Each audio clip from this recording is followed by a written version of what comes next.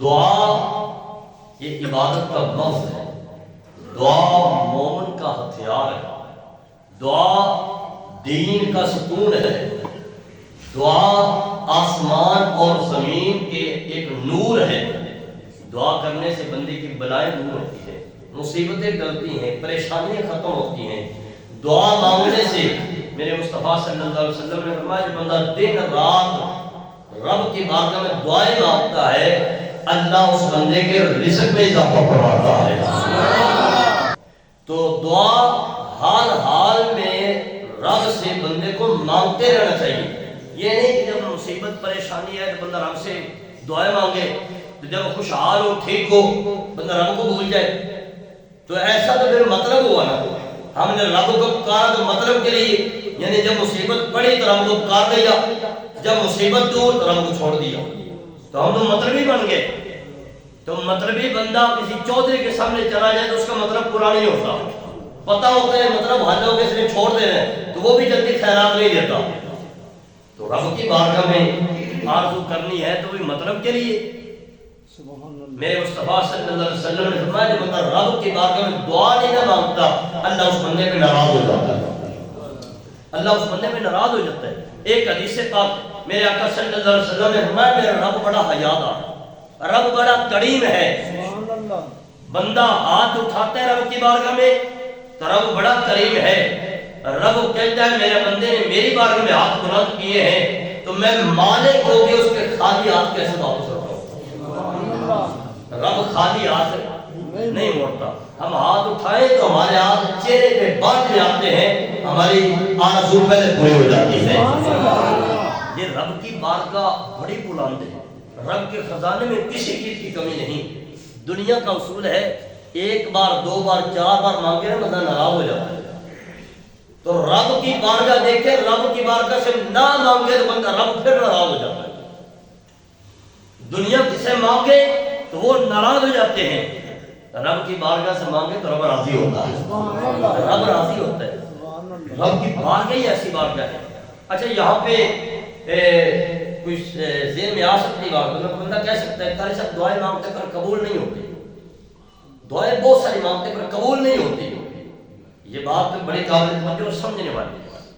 بھائی یاد رکھیں ہر چیز کی کچھ اصول ہوتے ہیں۔ لیکن ہم سکول جائیں، یونیورسٹی، کالج یا کسی فیکٹری میں جائیں تو ہر ادارے کے اپنے میں اصول ہیں، ان کی شرائط ہیں، اور جو بندہ ان کی شرائط میں پورا اترے گا وہی اندر انٹر ہو سکتا ہے۔ بندہ بچہ اسکول میں داخل کرانے جائے تو وہ سارے لسٹ دیتے ہیں، بھائی ہمارا یہ اصول ہے، یونیفارم پہن کے آئے گا، وقت پہ آئے گا، چھٹی نہیں کرے گا، سب کو یاد کر کے آئے گا، سارے معاملات ساری شرائط سامنے رکھتے ہیں۔ اگر ہم ان شرائط کو فالو کریں گے تو ہم بچہ داخل کرا سکیں گے، ورنہ کہیں گے لے جاؤ ہم معذرت کر لیتے ہیں، ہم بچے کو انٹر نہیں کریں گے۔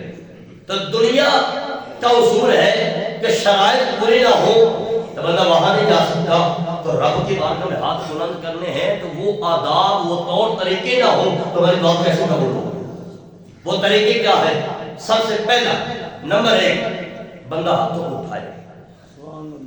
اب یہاں پہ مختلف طریقے ہیں، نبی علیہ السلام نے یہاں پہ ہاتھ بلند کیے، یہ بغلوں کی سفیدی حضور کی نظر آتی تھی، یہ بھی طریقہ ہے، اور یہ بھی طریقہ ہے سینے تک ہاتھ اٹھانے کا، اور یہ بھی طریقہ ہے جو ہم ہاتھ اٹھاتے ہیں۔ یہ مختلف جس طریقے سے بندہ دعا مانگے یہ طریقے ہیں۔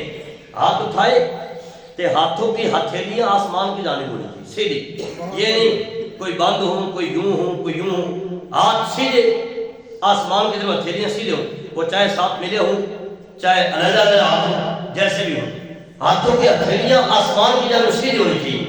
اور دوسرا نمبر دو، بندہ جب دعا مانگے تو پورے حضور توجہ سے دعا مانگے، آنکھیں بند ہوں، آنکھوں میں آنسو ہوں، گر گڑا کے رب کی بارگاہ پوری توجہ سے دعا مانگے، پوری توجہ سے رب کی بارگاہ میں دعا مانگے، اور پھر جو دعا مانگ رہا ہے اس دعا کو بندہ دیکھے، میں کوئی ایسی چیز تو نہیں مانگ رہا جو رب کی تقدیر سے ٹکرا جائے، یعنی کوئی گناہ کی کوئی غلط چیز، کوئی ایسی چیز کی طرف تو نہیں کر رہا جو غلط ہو، اللہ کی نافرمانی والی ہو، تو ایسی دعا بھی قبول نہیں ہوتی۔ جب دعا مانگے پھر دعا مانگنے کے بعد ہاتھ اپنے چہرے پہ یوں کر کے پورے چہرے پہ ہاتھ جو کر کے تسلی سے چہرے پہ پھیر.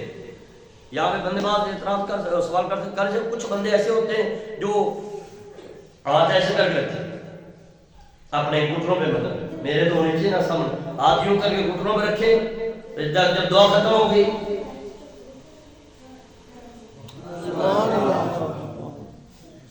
دوڑ گئے, 2-4 لفظ پڑھے دوڑ گئے.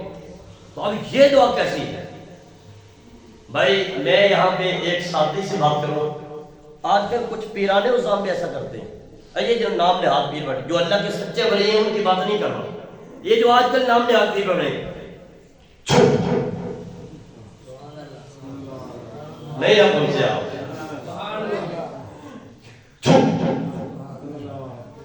ہوتا ہے کہ نہیں ہوتا ہے؟ ایسے بھی ہوتا ہے. یہ کوئی طریقہ نہیں ہے, یہ سارے ناجائز طریقے صرف لوگوں کو چالنے کے لیے, لوگوں کو وہ پیسے بٹورنے کے لیے سارے طریقے بنا. ایسا کوئی طریقہ شریعت کے اندر نہیں ہے. یہ دعا مانگنے کا طریقہ ہے, دعا مانگے پوری توجہ سے, گڑ گڑائیں, آنکھوں میں آنسو ہوں, پوری توجہ ہو, ایسے دعا مانگے پھر چہرے پہ پھیریں. بھائی ان کو پتہ مانگا کچھ ہے نہیں تو چہرے پہ کیا پھیرے آپ؟ بھائی جو محنت کرتا ہے وہ محنت ضائع کرتا ہے؟ مجھے بتائیے, ہم دنیا دار ہیں, ہم محنت کرتے ہیں, 8 گھنٹے کام کرتے ہیں, مہینے بعد جو مزدوری ملتی ہے ہم مزدوری کو ضائع کر دیں گے؟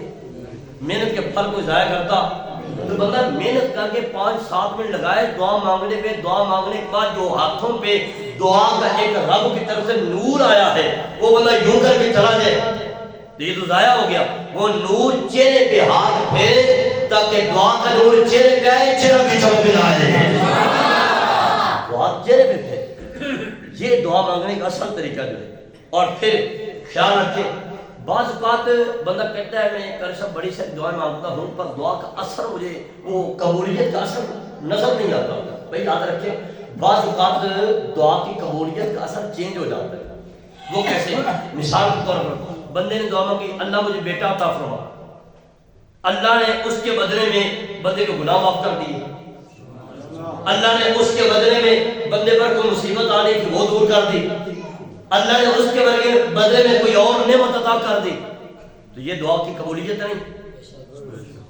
بعض اوقات دعا کا اثر چینج ہو جاتا ہے اور بعض اوقات ایسا بھی ہوتا ہے کہ بندہ دعا مانگتا ہے, رب دعا کو اپنی بارگاہ میں روک لیتا ہے. کیوں؟ اس لیے جو دعا بندہ مانگ رہا ہے, جو چیز مانگ رہا ہے وہ اس وقت بندے کے حق میں بہتر نہیں ہوتی, رب اپنی بارگاہ میں روک لیتا ہے. قرآن مجید کے اندر موجود ہے وَعَسَىٰ أَن تَكْرَهُوا شَيْئًا وَهُوَ خَيْرٌ لَكُمْ وَعَسَىٰ أَن تُحِبُّوا شَيْئًا وَهُوَ شَرٌّ لَكُمْ.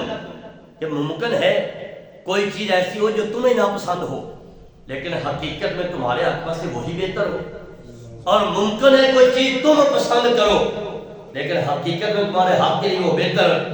وَاللَّهُ يَعْلَمُ وَأَنْتُمْ لَا تَعْلَمُونَ. یہ تو اللہ ہی بہتر جانتا ہے, تم نہیں جانتے. تو بہتر ہمارے لیے کیا ہے, نہیں بہتر کیا ہے, یہ مالک جانتا ہے. تو مالک بندوں کو وہی عطا کرتا ہے جو بندوں کے لیے بہتر ہوتا ہے. تو اس لیے بعض اوقات دعا کی قبولیت کی اصل میں یا چینجنگ ہو جاتی ہے یا اس کے اندر تھوڑی سی تاخیر ہو جاتی ہے. ایسا نہیں ہو سکتا بندہ دعا مانگے تو اس کی دعا قبول ہو ہی نہ, ایسا نہیں ہو سکتا. بندے کو رب کی بارگاہ میں دعا بھی مانگنی چاہیے اور اللہ کی رحمت پہ امید بھی کامل رکھنی چاہیے. یہ نہیں کہ دعا وہ اثر نہیں مل رہا تو بندہ کہے بولو میں دعا مانگی ہے میری دعا تو قبول ہوتی ہے میں ان کی کروں. یہ نہ شکریہ دکھا دے, نہ شکر. بھائی دیکھو نا وہ مالک ہے, ہم بندے ہیں, وہ دعا قبول کرے نہ کرے اس کے پر کوئی اعتراض کر سکتے ہیں؟ وہ ہمارا حق ہوتا ہے اس پر اعتراض کریں, وہ تو مالک ہے, اس کی مرضی ہے قبول کرے, مرضی ہے نہ قبول کرے. ہم کون ہوتے ہیں اس پہ اعتراض کرنے والے؟ یہ جو اس کا کرم ہے وہ بغیر مانگے بھی ہمیں دے رہا ہے. یہ جو اس کا کرم ہے وہ بن مانگے میں ہماری جولیوں کو بھر رہا ہے. تو ہم پھر بھی نہ شکر کریں, ایسے جملے بولیں ناراضگی والے, تو یہ ہمارا کوئی ایسا کام بنتا نہیں کہ ہمارا رب کے بارے میں ایسی بات کہیں. اللہ کے بارے میں امید رکھتے ہیں. میرے آقا صلی اللہ علیہ وآلہ وسلم نے ارشاد فرمایا جو بندہ رب کی بارگاہ میں بار بار دعا مانگے اور اللہ کی رحمت پہ کامل امید رکھے, میرے مصطفیٰ نے فرمایا میرا رب فرماتا ہے اس بندے کے گناہ آسمان جتنے ہو یا زمین جتنے ہو، مجھے رب کو کوئی پرواہ نہیں، تو اس کے سارے گناہ بخش دیتا ہوں۔